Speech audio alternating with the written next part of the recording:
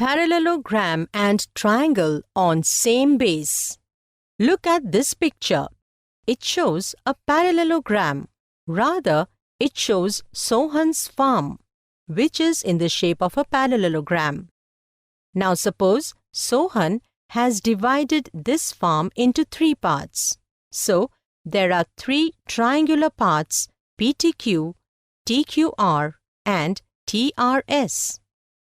Sohan wants to sow wheat and pulses in equal proportion.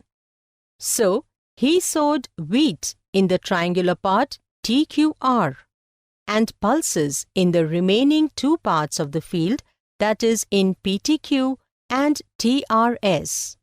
Now, let us see whether triangle TQR is equal to the rest of the field or not. So, let's try and find out. In the figure, we observe that parallelogram PQRS and triangle TQR are located between the same base QR and between the same parallel sides PS and QR. Therefore, we can say that area of TQR is equal to half of the area of PQRS. 1. Let us treat it as equation number 1. Just as we discussed, parallelogram PQRS is made up of 3 triangles. Therefore, as shown here, we can also say that area of PQRS is equal to area of triangle PTQ plus area of triangle STR plus area of triangle TQR.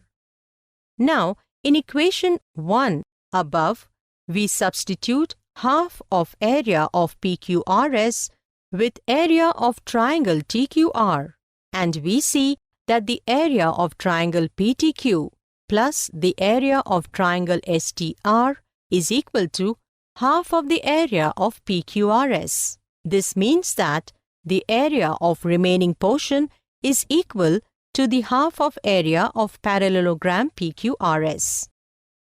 This way, with the help of these 2 equations, we can say that area of triangle TQR is equal to the area of the remaining portion. It means the area of triangle TQR is equal to area of triangle PTQ plus area of triangle STR.